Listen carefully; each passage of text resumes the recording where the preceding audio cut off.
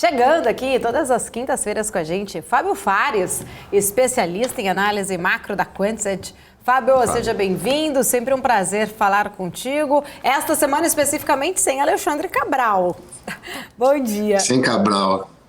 Bom dia, Paula, Felipe, Débora, tudo bom com vocês? Obrigado pelo convite, como sempre. Obrigada. Fábio, temos vários assuntos importantes movimentando o mercado, até inclusive quero entrar um pouco mais depois nessa questão do CPI, da economia americana, mas já que a gente está falando muito sobre este tema, de toda essa situação envolvendo Americanas aqui no Brasil, inclusive a gente estava falando agora com o próprio Van Dijk, né, essa responsabilidade em termos de uma auditoria, como que realmente, né, um número tão alto de 20 bilhões de reais, né, durante muitos anos ali, não veio à tona. Lembrando, né, especificamente que a gente tem também um outro caso aí que foi até de uma empresa americana que faz parte do grupo. Até vou pegar aqui exatamente a notícia para não falar errado, né, de uma das empresas aí do próprio Lehman, que é gestor também, aí, investidor dessa, foi a Kraft da Heinz, né, no caso que ela acabou fazendo um acordo de 62 milhões de dólares para encerrar uma investigação também de fraude contábil nos Estados Unidos, né? Esse comunicado que aconteceu foi no ano passado isso, mas foi um acordo no qual ela concordou pagar essa multa de 62 milhões de reais para encerrar a investigação do regulador federal aí dos Estados Unidos, né, da SEC, que seria especificamente a nossa CVM aqui, de que a empresa havia se envolvido num esquema de gerenciamento de despesas com ganhos ali inflacionados. Eu queria entender um pouco mais da sua visão sobre essas situações que acabam, né, infelizmente, trazendo algumas manchas ali para algumas companhias de mercado, né, de capitais. Primeiro, bom dia, Van Dijk. Desculpa, eu perdi o fio da meada dos bom dias da bancada, que o Cabral me deixa o coração partido quando não tá aí para ficar... Eu não vou falar da Langar de hoje, inclusive. Ele tá de férias, mas ele tá assistindo, tá? Ele já mandou perguntas aqui. Isso é normal. Infelizmente é normal. A gente viu a Arrow em 2002, 2003, quando do nada também achou aí um pequeno rombo de alguns bilhões numa contabilidade criativa. Infelizmente, essas empresas de auditoria ficaram muito claras na crise de 2008, quando aquele senhor representado pelo Steve Carell no filme lá, o Big Short, vai confrontar a reguladora no S&P, ela fala: se eu der downgrade, você sabe que eu nunca mais arrumo um cliente como esses. Então, infelizmente, o lado ruim do capitalismo é quando tem a ganância. E essa turma de contabilidade, eu fiz administração de empresa, eu aprendi muito superficialmente contabilidade, sempre tive pavor. Porque o passivo e o ativo nunca batiam e no final você metia uma linha ali, fazia um arredondamento aqui e tá tudo bem. E não tá tudo bem, que arredondaram 20 bi aí. Inclusive foi na ponta de fornecedor, capital de giro, não dá para entender direito e é uma pena. Só que não é a primeira, não é a segunda e não vai ser a última vez que a gente vai ver isso. Por isso que o principal que as pessoas têm que aprender, e é o que a gente tenta fazer aqui diariamente, é que, primeira coisa, as pessoas têm que entender naquilo que estão investindo. Porque, vejam bem, uma pessoa como Jorge Paulo Lemann, não dá para falar nada do cara que construiu o império através de um trabalho duro. Mas é a segunda que dá problema, com o mesmo tipo de rearranjo contábil, de joga um pouco para lá, joga um pouquinho para cá, no final arredonda tudo, corta 2 zeros e vamos ver no que dá. E deu aí 20 bi, hoje deve ter um monte, infelizmente, de pessoa física, e não é nem o problema só na Bolsa, tá, Paula? Eu estava vendo alguns números, o que tem de pessoa física com debênture de lojas americanas, com CDB de lojas americanas, e que isso provavelmente vire pó, porque a gente não sabe o que vai acontecer com a empresa, é uma pena, porque afasta a pessoa do mercado, o mercado faz isso com a pessoa, porque essas pessoas, inclusive, se tivessem o que a gente chama aqui nos Estados Unidos de suitability, que é toda uma forma de você pôr a pessoa dentro do perfil dela e só deixar ela acessar aquilo que condiz com o perfil dela, e no Brasil, com todo respeito, praticamente nenhum investidor tem um perfil além de conservador, no mínimo levemente moderado, só que os assessores, as corretoras, ficam empurrando produto avançado de perfil agressivo para essas pessoas por causa das taxas altas. Se eu não me engano, teve uma corretora que, inclusive ontem, ia soltar um COI de lojas americanas, porque era uma grande oportunidade e o COI é capital garantido. Então, assim, o cliente não ia perder nada. Olha o problema que se cria se isso solta um COI ontem e sai amanhã esse problema das lojas americanas. Ah, mas você não vai perder dinheiro. A Selic está 14% quase. Todo dia que você não está na Selic, você está perdendo dinheiro. É isso que as pessoas precisam aprender, é isso que o investidor precisa entender para ficar dentro do aquário dele e parar de querer ser agressivo e ficar bilionário da noite para o dia, porque toma uma dessa na cabeça e entrega a vida, como foi com Americanas hoje, como foi com as empresas X do Ike lá atrás, como foi com o IRB, e por aí vai. A história vai se repetindo o tempo inteiro e não vai mudar. Por quê? Porque, vejam bem, a auditoria fica suspeita, o ponto está aí. Como que passa isso numa auditoria? 20 bi não é um arredondamento de vírgula. Tem muitos zeros nessa coisa. E é preocupante. É triste e preocupante. Bom, eu tô aqui, Fábio Farias, com o Vandic também junto com a gente, chegando aqui. Vandic quer conversar contigo. Fábio Farias, que está sempre aqui com a gente. Vandic é que nunca casou o dia aqui de estar os dois juntos. Vandic sempre está às segundas, mas vamos lá para essa conversa aqui com dois grandes profissionais que admiro bastante. Fica à vontade, Vandic. Ô, Fábio, bom dia, é um prazer estar aqui com você, parabéns pela sua análise, muito objetivo, didático e, acima de tudo, engraçado, né? Porque nesses momentos a gente precisa ser didático com o público e explicar o que está acontecendo, fazer provocações, mas também dar aquela murchada na sensação de que o mundo vai acabar. O mundo não vai acabar, é raro acontecer um evento que, de fato, crie grandes problemas assim que a gente não consiga se recuperar. Esse é mais um evento, como você falou, capitalismo é muito bom. Eu até gostaria de fazer uma provocação aqui, porque a Paula disse que tinha um pessoal no chat fazendo as perguntas, que só tem fraude no governo.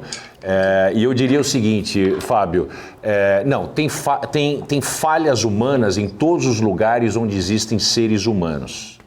Por essa razão que nós precisamos ser muito atentos às questões de governança. Né? Quão governável é uma determinada instituição, uma empresa, o governo, etc. Né? Então eu digo o seguinte, né?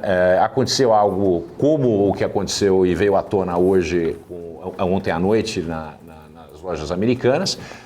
Não é o primeiro caso, certamente não será o último caso e deve ter gente escondendo que fez igual e está preocupado de ser descoberto agora.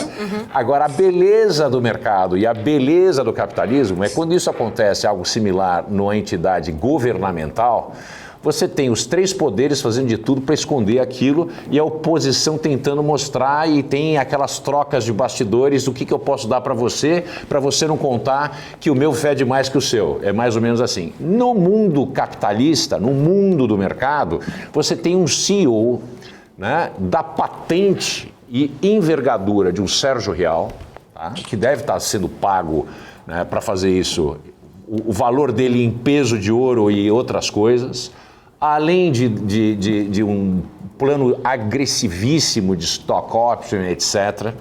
Então você traz um craque como ele e o cara em 9 dias renuncia o cargo com o seu CFO e abre a caixa preta. Quer dizer, quantas vezes vocês, telespectadores, viram o governo fazer algo parecido numa empresa? A gente precisa de um escândalo do tamanho da Petrobras, algo que é inadmissível, né? Um balcão de negócios dentro de uma maior empresa brasileira e, inclusive, as auditorias feitas ao longo dos anos não pegaram o tipo de coisa que acontecia lá. Então eu trago para você, Fábio, a questão das auditorias. Eu disse que tinha uma trifeta de responsabilidades, que é a auditoria, conselho de administração, que você não tem nenhuma pessoa incapaz nesse conselho. E tem gestores que são gestores de primeiríssima linha. Ninguém entra para trabalhar nas lojas americanas sem passar por um crivo elevadíssimo, né? O que você tem para falar para a gente? Eu concordo em número, gênero e grau com você e também mostra o seguinte, que infelizmente esses eventos, quando acontecem no governo, eles são esquecidos muito rápido porque o governo com a máquina tem a esmolinha para dar para quem não quer fazer nada da vida e ele até se elege.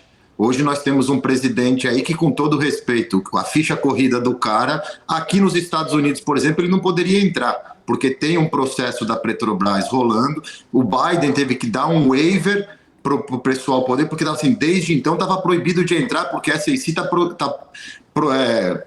processando a torta e a direita a turma da Petrobras acusada no Petrolão, que assim, mas foi isso, foi não. A partir do momento que eu sento para fazer um depoimento e falo assim, eu vou te devolver 200 bilhões de dólares, 150 milhões os valores eram absurdos. Só que a gente tem memória curta. No capitalismo, como você bem pôs, e eu sou totalmente a favor do sistema capitalista, porque justamente ele te coloca no preço muito rápido, ele não passa a mão na sua cabeça. A gente já viu isso em N casos e vai ver em mais N casos, mas é o que você mesmo falou, o mercado é soberano. Ele se ajusta, tem profissionais qualificados, só que a gente sabe que tem que tomar cuidado. Então, o meu ponto principal, a minha maior missão, depois de ter passado 25 anos do lado institucional do mercado financeiro, hoje eu sou mais o lado educador de pessoa física, é ensinar a pessoa física a respeitar o seu estômago, porque a pessoa física chega no mercado achando que o cassino que vai enriquecer da noite para o dia se esterepa com um sistema de assessoramento totalmente corrosivo, que só pensa nos FIIs que vão levar, não fazem profile, não tem suitability, ficam com um bando de produto ilíquido e ruim na carteira que paga mais taxa para o emissor e para o corretor do que para ele mesmo, e num evento desse tem muito pai de família hoje que quebrou. E é uma pena, porque não era nem para ter na carteira uma debênture de lojas americanas, por exemplo, quando você tem uma taxa Selic a 13 e uma debênture dessa está pagando 16, 17, não vale o risco. E olha o que pode acontecer. Hoje aconteceu. Foram 20 bi de lojas americanas que, como você falou, o time por trás dela, você não tem como falar mal de ninguém. Não dá para falar mal do Jorge Paulo Lemann, Beto Sucupira, do outro sócio que me foge a memória agora. O Rial, não dá para falar um A do cara, e como você mesmo disse, chegou ontem e já resolveu o problema, porque jogou no ventilador. Eu não vou abraçar isso sozinho, tá aqui o problema, vamos resolver. É assim que se faz. O governo, eu peço licença, mas no governo, independente de quem está lá, governo para mim hoje, assim, ou eles se reinventam, se profissionalizam, vão fazer um MBA de gestão, vão aprender a cuidar do que tem que cuidar, porque governo, não só aí, aqui nos Estados Unidos é a mesma coisa, só serve para eles se beneficiarem, todo o resto é balela e discurso de campanha.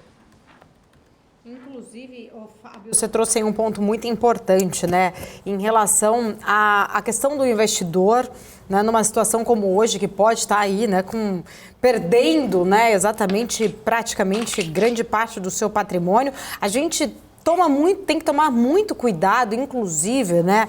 Principalmente aí, hoje há um excesso de informações nas redes sociais, há muita gente aí dando call ali, meio que, né, não necessariamente abertamente, mas aquele call subentendido, muitos influenciadores, muitas empresas ali tentando puxar o papel, e a gente sabe que isso acontece, né? Quem é do mercado, quem é sério, sabe exatamente que tem muita gente que não é sério e que usa aí, inclusive, não especificamente vou falar que as redes sociais, mas eles expõem ali a minha carteira, o quanto eu invisto, o quanto eu acredito nesse papel, com outro intuito, né? Com o intuito de puxar exatamente o papel. E a gente viu que uma grande, né, e um grande influencer, um grande nome aí do mercado, recentemente andou falando muito sobre lojas americanas também, o quanto é importante, né, a gente agora avaliar a responsabilidade, principalmente também dessas pessoas, o quanto elas conseguem exatamente, não sei se seria a palavra manipular, mas influenciar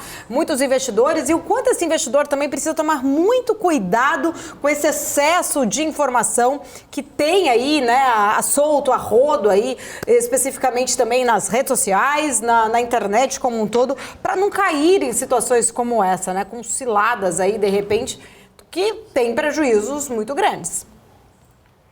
Olha, Paulo, eu vou te dar uma estatística, e aí qualquer um pode buscar. O brasileiro gasta mais tempo pesquisando a geladeira ou o carro que vai comprar do que onde vai colocar o dinheiro para investir. O cara entra no YouTube, assiste um vídeo de 2 minutos e acha que vai mudar a vida dele porque o fulano de tal, que ele nem sabe quem é, falou que aquilo é a oportunidade da vida. Aí gera aquela desespero do cara. Agora, para comprar uma geladeira, o filho da mãe fica um mês investigando, faz pesquisa de preço em loja, sabe a porcaria inteira da geladeira, que tem o difusor disso, faz gelo, faz não sei o quê. E é uma geladeira. Agora, o dinheiro que... Eu falo, Van Dijk, vê se você concorda comigo. O problema do Brasil é o vocabulário. Porque aqui nos Estados Unidos, quando você chega para alguém, você pergunta para ele, how much money do you make? Quanto dinheiro você faz? Porque você trabalha para fazer o dinheiro. No Brasil, você já começa assim, quanto você ganha? Ganhar é uma coisa que alguém te deu, foi dado, não tem valor. E a gente fica com isso na cabeça. A gente não ganha dinheiro. Você rala, você trabalha que nem um condenado para conseguir ter o seu salário, ter o seu bônus, ter o seu dinheiro, e ele tem que ser respeitado. Mas hoje em dia, com excesso de informação, e como qualquer um que lê um livrinho do Taleb vira influencer, o cara vai lá, abre uma live, fala uma pá de asneira, tem um bando de gente preguiçosa que prefere pesquisar a geladeira do que os investimentos, cai no conto da carrochinha. Eu não tenho pena. Eu não tenho pena nenhuma, porque o que não falta é lugar para você se educar. Na minha época, eu tenho 44 anos, eu tinha que ir na biblioteca procurar a Barça, a Meridial, que eram enciclopédias, para poder pesquisar. Tinha que comprar livro, esperar chegar meses pelo correio. Hoje em dia você tem um negócio chamado Google, que te entrega tudo o que você quer. Você tem a Amazon, que te entrega em 2 dias. Mas não, o cara vai no Instagram, na live do bonitinho de olhos claros, que fala uma pá de asneira, e tá tudo bem. Entendeu? Tem que ou aprende. O capitalismo ensina rápido. O problema é que essa pessoa que faz isso sem pensar prejudica a esposa, os filhos e tudo mais. Na época das empresas X, a gente viu esse boom, só que não tinha internet dessa maneira. Então evitou que muita gente se ferrasse. Mas quantas pessoas naquela época, principalmente no Rio de Janeiro, não venderam tudo, foram morar de aluguel e se alavancaram porque o tal do Ike Batista era o novo Warren Buffett, era o mago das coisas. E aí o que aconteceu? Todo mundo quebrou.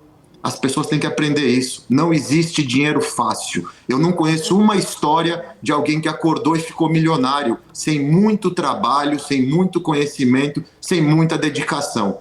A gente está aqui todo dia tentando, ralando e tudo mais, aí amanhã fica rico, a pessoa fala, foi sorte.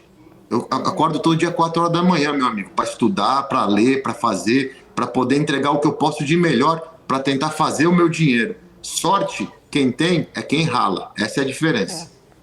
Infelizmente a gente vê também que o quanto isso acaba sendo prejudicial com a imagem do mercado mesmo de capitais, né, de desincentivar. A gente faz aqui um trabalho muito educacional, um trabalho muito assim, eu falo, né, com muita responsabilidade, sempre trazendo opiniões de grandes profissionais do mercado. A gente tem um crivo muito grande em cima dos convidados que passam aqui na nossa programação, justamente, né, pela responsabilidade que é. Eu friso muito que a gente não está aqui dando call nenhum de recomendação, mas a gente trata de um assunto. Aí o analista ou, de repente, o gestor, ele fala, não, eu acredito nesse papel. O investidor, ele pode falar, pô, se ele acredita, eu vou entrar nesse papel. Não é a nossa recomendação. A gente está discutindo aqui o assunto para levar, né, informações, ferramentas que possam auxiliar e ajudar o investidor. Mas com muita responsabilidade, a gente realmente aqui tem um crivo muito grande em relação a não pegar ali, né, poderia trazer alguns influencers queriam me trazer uma audiência altíssima. Nossa, eu ia estar bombando agora aí se eu trouxesse um bambambam aqui que tem 1 milhão de seguidores assistindo a gente, mas não é essa, né, o nosso objetivo número 1, nunca foi, nunca será. A responsabilidade é muito séria, é muito grande quando se fala em investimento, quando se fala realmente exatamente sobre, né, o dinheiro de muitas pessoas, né, o quanto isso é importante. Acho que você pontuou isso muito bem, Fábio. Só antes do Van Dijk fazer a sua próxima pergunta, uma outra questão também eu acho que é muito importante pontuar, que recentemente a Americanas ela anunciou uma recompra de ações, tá? Faz cerca aí de 2 meses. Isso geralmente mostra que a empresa estaria acreditando que as ações estão baratas. Então, quando ela faz essa recompra, a leitura que a gente faz é o seguinte, se ela está recomprando, ela acredita que a ação está barata, ela acredita no potencial do produto dela, então ela está recomprando.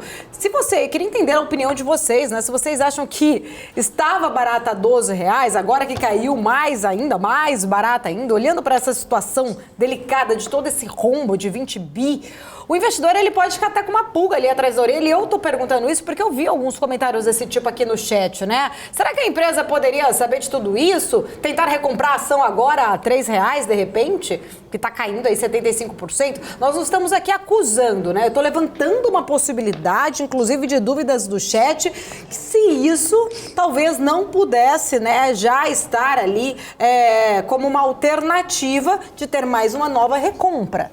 Lembrando que eu não estou fazendo nenhum tipo de acusação. Fábio, sua opinião. Olha, Paula, a gente tem uma ferramenta na nossa plataforma da Quantas que a gente chama ela de radar de insiders, tá? O que ela faz? Ela fica lendo a movimentação que os administradores da empresa, né, o board da empresa é obrigado a reportar o que tem feito nas ações da empresa. Se você olhar o ano passado, foi lote de venda do controle da empresa, os diretores, todo mundo vendendo uma boa quantidade de ações. Então você pode usar os dois lados, né? Eu vou vender antes, aí o papel cai, agora eu vou recomprar em nome da empresa porque é do interesse. Toda empresa, quando o papel cai a um certo nível, abre uma recompra porque é um baita de um negócio. Você recompra, o povo fica com essa sensação, o papel sobe automaticamente e você faz um follow-on. Pronto, sim. Tá lindo, maravilhoso e tá tudo bem, é normal fazer isso. O que tem que ser descoberto agora é o seguinte, o real chegou há pouco tempo e jogou aí um elefante no ventilador. Quanto tempo tem esse elefante? Como que ninguém viu um elefante? Porque como o Van Dijk falou, uma coisa é um arredondamento na vírgula. 20 bilhões com uma empresa que vale 14, não dá para passar despercebido. Nem eu, que não sei quase nada de contabilidade, não ia falar, peraí, tá faltando um número aqui, meus amigos, alguém pode explicar? E não é de hoje, eu não olhei o case inteiro, porque o meu foco é macro global, mas pelo que eu estou lendo e vendo nos chats da turma de mercado, parece que isso era uma prática recorrente já há algum tempo e saiu para 20 bilhões. Então, assim, o principal agora é todo mundo se explicar. Já que a caca tá feita, vem à tona, explica tudo, lava a roupa, dá um plano de recuperação e vamos seguir a vida. Agora, ficar no achismo do que será e não sei o quê, só é pior para a empresa. Van Dijk, quer comentar alguma coisa? Sim, Fábio, eu acho muito pertinente a sua análise. Eu acho que você falou de uma maneira rasgada, objetiva, da maneira que tem que ser, sabe?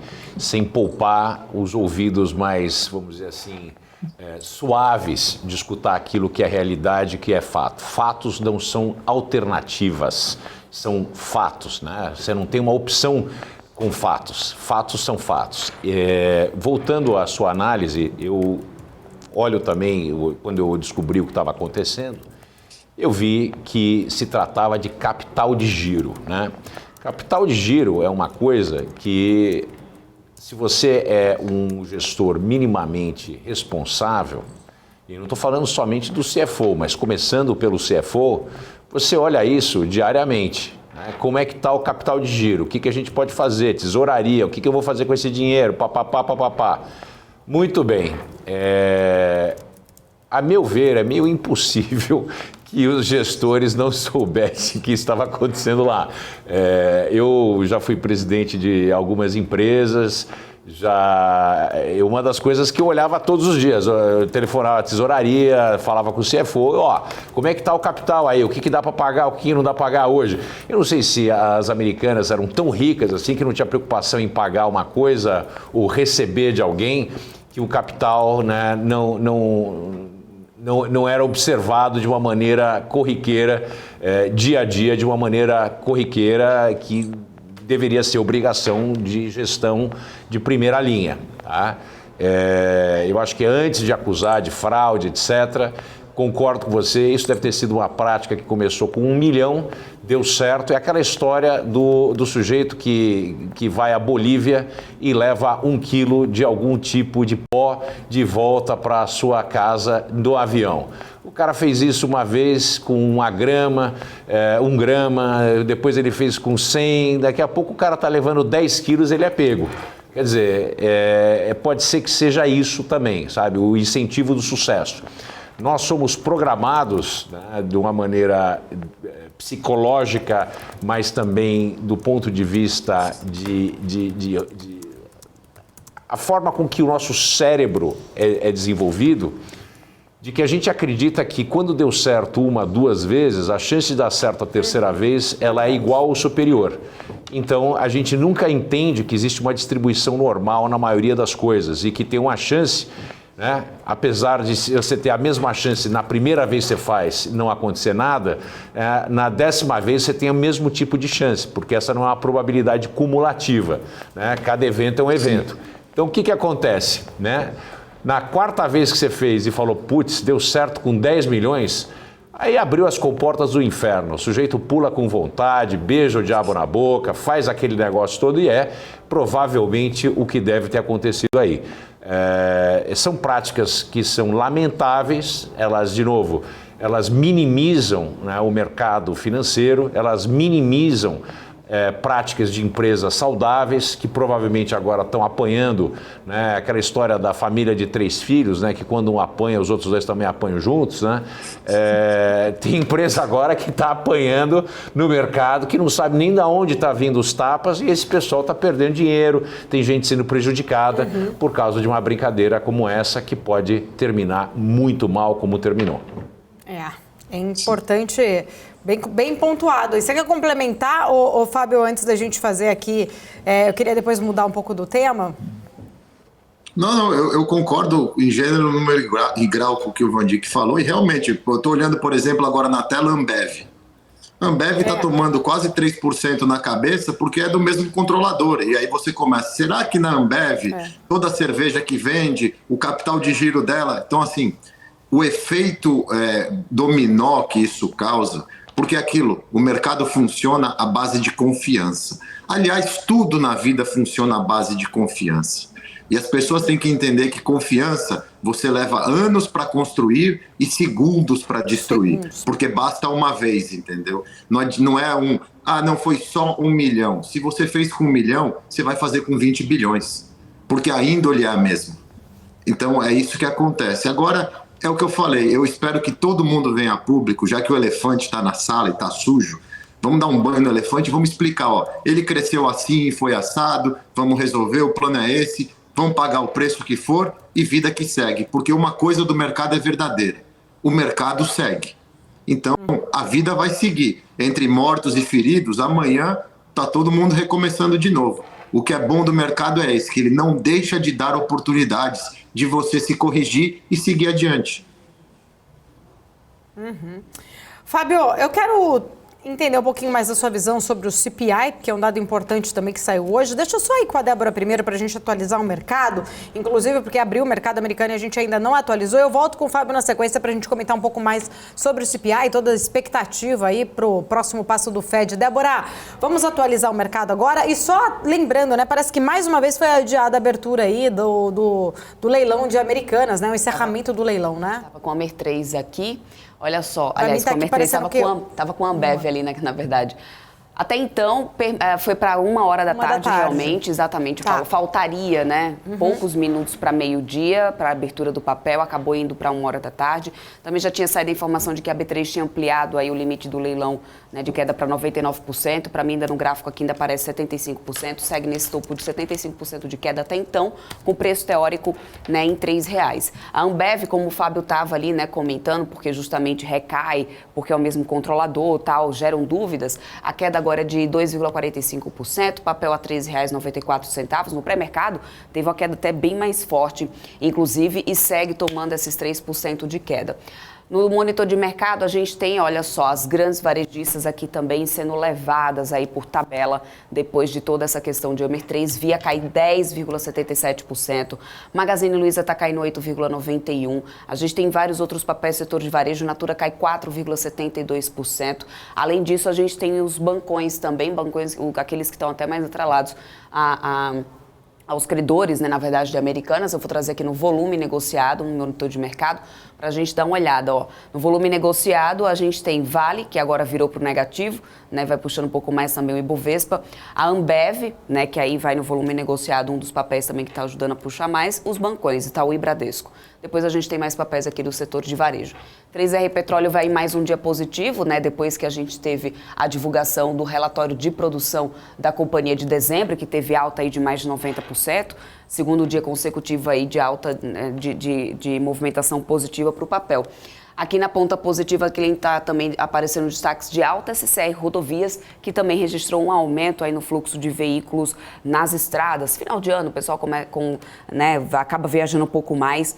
Então, o CCR Rodovias registrou esse aumento de fluxo de veículos. Estados Unidos, abertura agora é queda para todas as bolsas. Dow Jones cai 0,44%, S&P 500 0,76%, Nasdaq agora está caindo 1,14%, Paula. Quero voltar com o Fábio. Fábio, minha dúvida, né?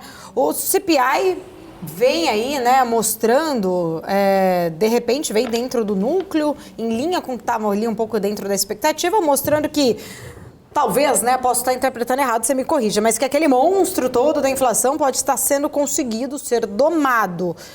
O que justificaria, então, essa reação negativa do mercado neste momento? Estou sem seu áudio, na esperança. Está multado. Agora sim, Oi. Pronto. Acho que estava fechado aqui para mim. O mercado se antecipou. E isso vem acontecendo já há alguns prints dos números, né? Se a gente for olhar desde setembro, se eu não me engano, do ano passado, que o mercado ele sobe na véspera do número, se o número vem bom, ele sobe no dia, e nos 4, 5 dias seguintes ele devolve tudo. Quando a gente olha o número em si do CPI, o print que vai para a tela, lá o número cheio veio em linha, 6,3 mais baixo, o core veio em linha também bonitão, aí você tem que abrir o número, porque é o que eu falo, o headline é sempre muito bonito, mas olha o qualitativo. Esse número é horroroso. A inflação deixou de ser um problema, ela deixou de ser um problema grande, mas ela está a um espirro do petróleo, por exemplo, para voltar a ser um grande problema, porque o grande colaborador que ajudou o CPI a chegar onde está foi energia, gasolina, óleo, e a gente sabe o que está acontecendo. Óleos chegam a perto de 70, 75. É uma forte resistência, porque tem muita compra, o próprio Estados Unidos tem que repor reserva, e agora a gente tem um amigo dos Estados Unidos, a outra locomotiva do mundo, que é a China, que vai reabrir, está fazendo de tudo para reabrir e está comprando muito petróleo. Então, assim, se petróleo voltar para $100, essa inflação volta a subir. Mas o que isso mostra? Eu já falo um pouco mais do número, mas eu quero falar o que mostra. Mostra o seguinte, que é aquilo que a gente vem falando já algumas quintas-feiras. O Fed não precisa ter pressa. Então, a curva inteira agora está precificando 25 na reunião de final do mês, o que o Fed estava entre 25 e 50, agora praticamente 98% do preço já está para uma alta de 25, só que o problema é, quando para, e pelo visto não para tão cedo, a gente vai de 25 e 25, no mínimo até maio, que seria levar os juros americanos para 5,25. Essa semana, o James Dimon, presidente do JP Morgan, e o analista-chefe do Citibank já falaram, olha, não se surpreendam se a gente for para 6% de taxa de juros, num ritmo mais devagar de 25 e 25. Por quê? Quando eu olho para o número da inflação, eu vejo que alimentos continua pressionado, aluguel continua pressionado, médicos continua pressionado, inflação dentro de casa continua pressionada. Aí eu vou olhar para o mercado de trabalho, Initial Jobless Claims, que são os pedidos de seguro-desemprego que saíram hoje também, abaixo do esperado. Mercado de trabalho com desemprego, níveis recordes para baixo.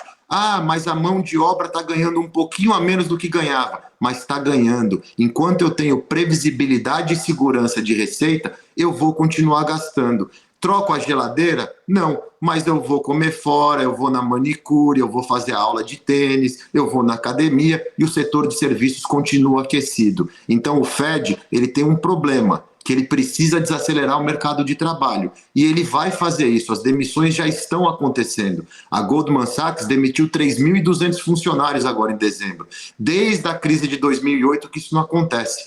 Contratou muito por causa da pandemia e tudo mais, o mercado inteiro contratou. Agora isso vai começar a ser limpo. E até isso acabar, a gente vai continuar com esse problema. inflação melhorando, tá lindo, maravilhoso, mas sempre com aquele medo de um primeiro espirro voltar tudo. Vai voltar para o pico histórico? Não. Mas lembrem-se, a meta é 2, a gente está falando de 6 ainda. Tem uma jornada para chegar no 2 e ela vai cair devagar, porque serviços continua segurando e pressionando todo o número cheio, por mais que o petróleo possa continuar caindo, os outros lados podem continuar caindo, serviços aquecidos segura a inflação alta. Vandique, quer comentar alguma coisa sobre essa situação, né, da inflação americana, um tema que a gente sempre conversa aqui bastante com o Vandique? Bom, certamente eu estou em total acordo com o Fábio. Acredito que o grande problema que nós temos é a questão da previsibilidade, né? O mercado funciona, como o Fábio apontou, baseado em relações de confiança e previsibilidade. Tudo aquilo que não é previsível cria uma espécie de nevoeiro na frente dos agentes do mercado, e esse nevoeiro é muito problemático, porque ele gera ineficiências, apesar das pessoas serem bastante conhecedoras dos mecanismos do mercado, mas essa falta de previsibilidade, ela diminui a eficiência com que o mercado aloca o seu capital.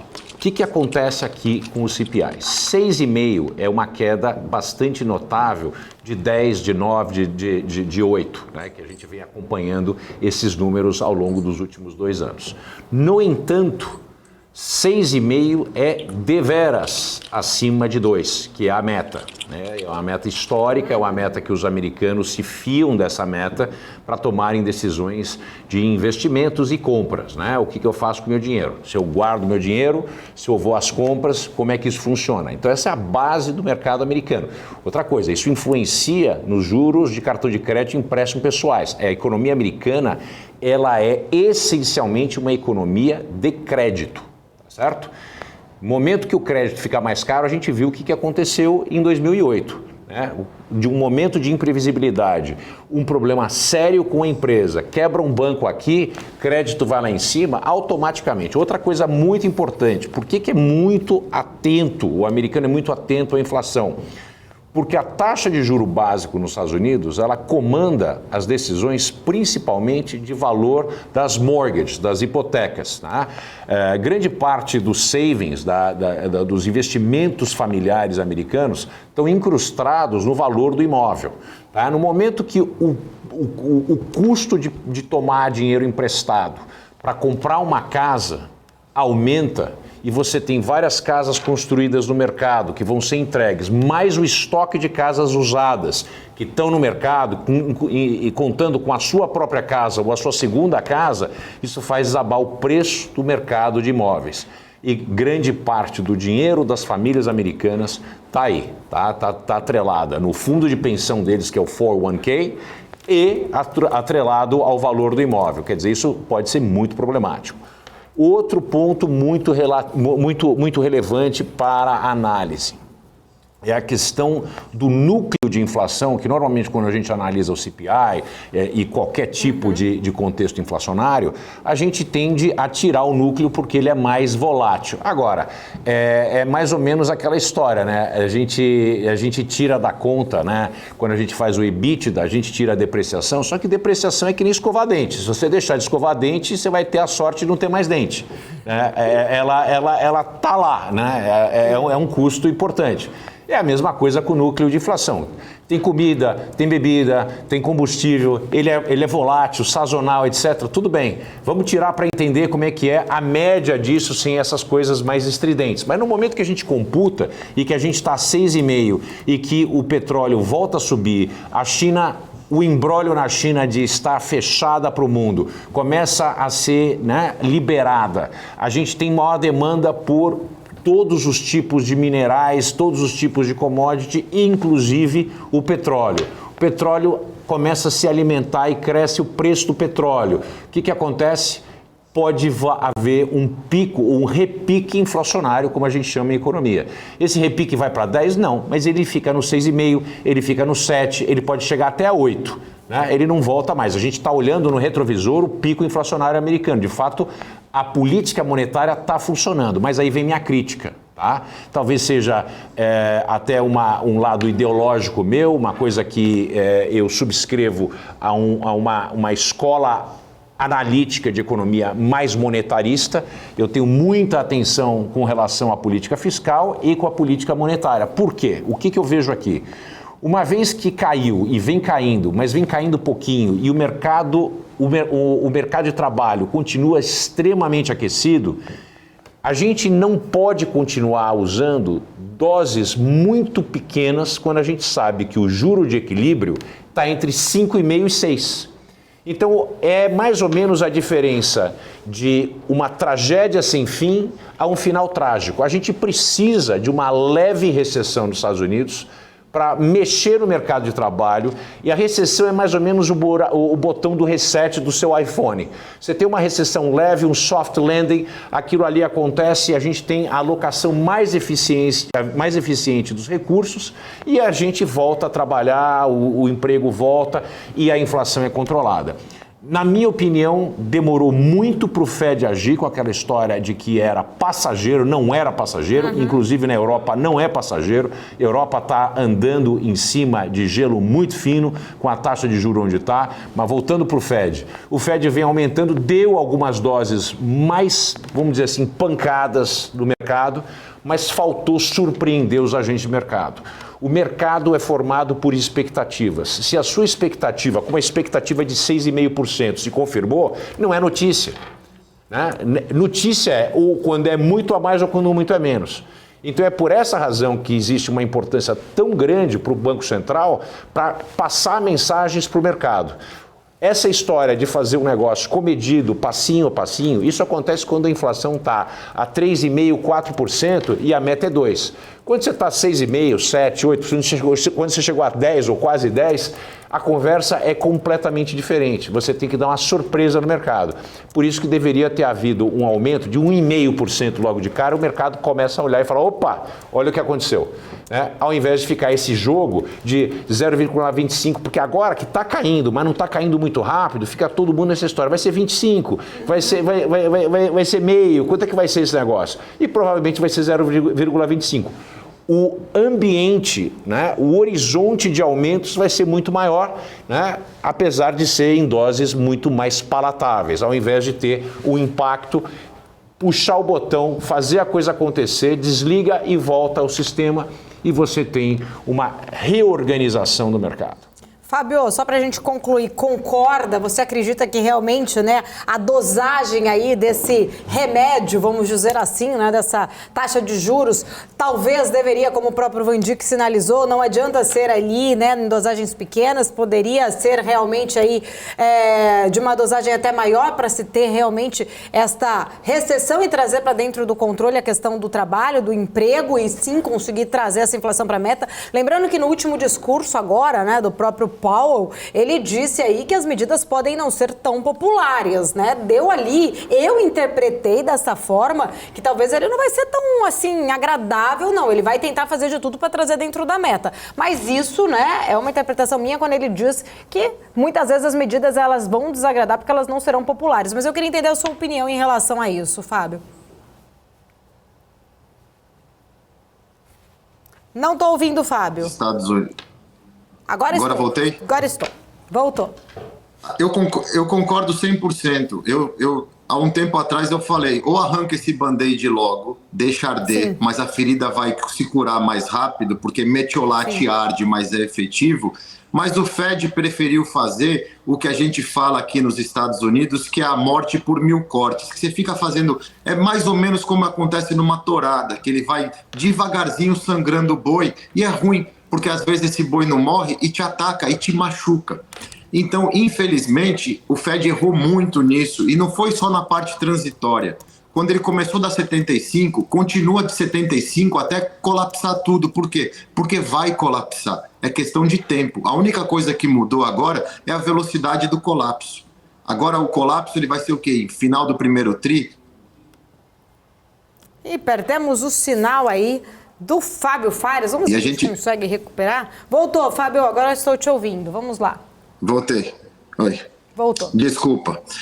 Imagina. Ih, foi embora novamente. O Fábio tá de pegadinha aqui com a gente. Vamos ver se a gente consegue rapidamente reconectar o Fábio só para ele concluir aí o raciocínio. Agora sim, tá de volta. Vamos lá, Fábio.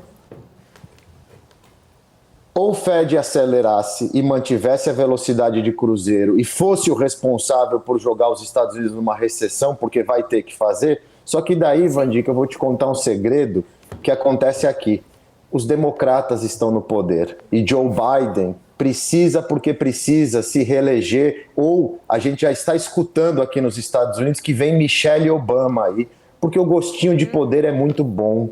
E essa geração que eles criaram de zumbis ideológicos querem se manter no poder, porque eles são amigos de todo mundo, mas eles gostam do poder e do dinheirinho que o poder traz.